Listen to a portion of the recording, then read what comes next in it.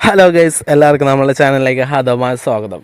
First തന്നെ ഞാൻ നിങ്ങളോട് എല്ലാവരോടുമായി ക്ഷമ ചോദിക്കുകയാണ്. അത് വേറെ ഒന്നുമല്ല, ഡൽഹി വീഡിയോയ്ക്ക് ശേഷം ഞാൻ നിങ്ങളെല്ലാവരും ഇട്ടിട്ട് പോയതൊന്നുമല്ല കേട്ടോ. എനിക്ക് ഹെൽത്ത് ഇഷ്യൂസ് ഉണ്ടായിരുന്നു. ഇന്ത്യയുടെ വടക്ക് ഭാഗത്തോട്ടൊക്കെ സഞ്ചരിച്ചായിരുന്നു. ആ വീഡിയോസ് ഒന്നും എനിക്ക് എഡിറ്റ് ചെയ്യാനോ അപ്ലോഡ് ചെയ്യാനോ സാധിച്ചിട്ടില്ല. ഇപ്പോഴാണ് തിരുമ്പി വന്നത്. റെസ്റ്റിലായിരുന്നു.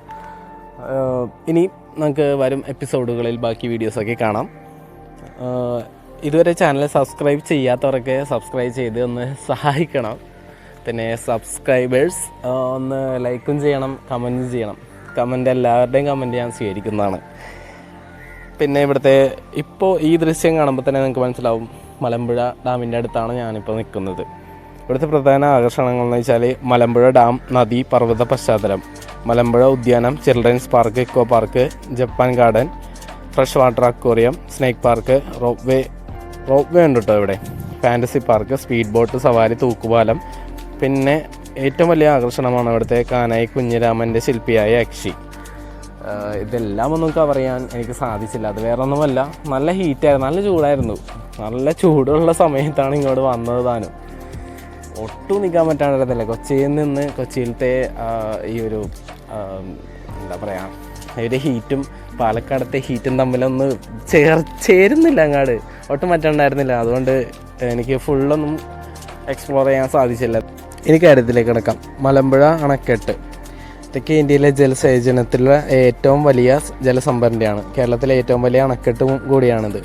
തെക്കേ ഇന്ത്യയിലെ കേരളത്തിലെ പാലക്കാട് ജില്ലയിൽ പാലക്കാടിന് സമീപം മലമ്പുഴയിൽ ഭാരതപ്പുഴയുടെ ഒരു പ്രധാന പോഷക നദിയായ കൽപ്പാത്തിപ്പുഴയുടെ കൈവഴിയായ മലമ്പുഴ നദിക്ക് കുറുകെ നിർമ്മിച്ചിരിക്കുന്ന അണക്കെട്ടാണിത്. മലമ്പുഴ ജലസേചന പദ്ധതിക്ക് വേണ്ടി 1955 നിർമ്മിച്ചത്. അണക്കെട്ടിന് ചേർന്ന മലമ്പുഴ ഉദ്യാനവുമുണ്ട്. പശ്ചിമഘട്ടത്തിൻ്റെ പശ്ചാത്തലത്തിലുള്ള മലമ്പുഴ ജലസംഭരണിയും മലമ്പുഴ ഉദ്യാനവും പ്രകൃതി രമണീയമാണ്. അതുവഴി കേരളത്തിൻ്റെ ഒരു പ്രധാന വിനോദസഞ്ചാര കേന്ദ്രമാവാനും മലമ്പുഴ അണക്കെട്ടിന് കഴിഞ്ഞിട്ടുണ്ട്. കേരളത്തിലെ ആദ്യത്തെ ഉല്ലാസ ഉദ്യാനമായ ഫാൻറ്റസി പാർക്ക് മലമ്പുഴ ഡാമിൻ്റെ അടുത്തുള്ള ഒരു പ്രധാന ആകർഷണമാണ്. ഒരു ജലക്രീഡോ ഉദ്യാനവും വാട്ടർ തീം പാർക്കും ഇതിനടുത്തായി തുടങ്ങിയിട്ടുണ്ട്. മത്സ്യസമ്പത്തിനാൽ സമൃദ്ധമായ ഒരു ജലാശയം കൂടിയാണിത്. റോഹു, കട്ല, തിലാപ്പിയ, കരിമീൻ തുടങ്ങിയവയാണ് ഇവിടുത്തെ പ്രധാന മത്സ്യസമ്പത്ത്. സ്വാഭാവിക ഭക്ഷണം ധാരാളമുള്ളതിനാൽ വളരെയേറെ വലിപ്പമുള്ള മത്സ്യങ്ങളാണ് ഇവിടെ കാണപ്പെടുന്നത്. പിന്നെ ഡാമിൻ്റെ ഉത്ഭവത്തെക്കുറിച്ച് പറയുകയാണെങ്കിൽ, മലമ്പുഴയിൽ ഒരു അണക്കെട്ട് നിർമ്മിക്കണം എന്ന ആശയം 1914 മദ്രാസ് സർക്കാരാണ് കൊണ്ടുവന്നത്. അന്ന് പാലക്കാട് മദ്രാസ് പ്രസിഡൻസിയുടെ ഭാഗമായിരുന്നു. 1949 മാർച്ചിൽ അന്നത്തെ പൊതുമരാവകുപ്പ് മന്ത്രിയായിരുന്ന കേവൽത്തവത്സലം അണക്കെട്ടിന് തറക്കല്ലിട്ടു.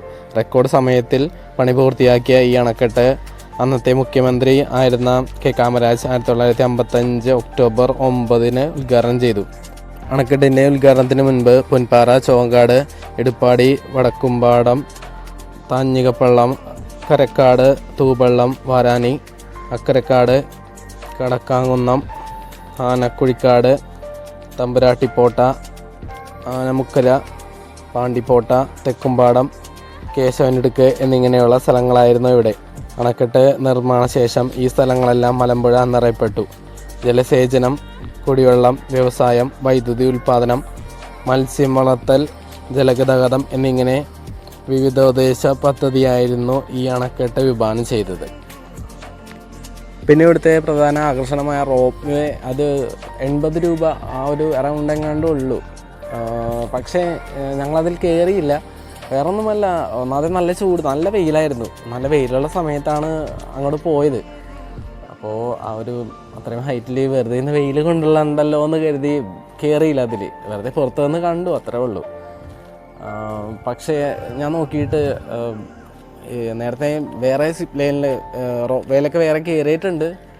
ഇവിടത്തെ കയറിയിട്ടില്ല. പക്ഷേ അവിടെ കാണാനായിട്ട് വേറെ അങ്ങനെ എക്സ്പ്ലോർ ചെയ്യാനായിട്ട് അവിടുത്തെ ഫുള്ള് ഗാർഡൻ കാര്യങ്ങളൊക്കെ ഉള്ളൂ.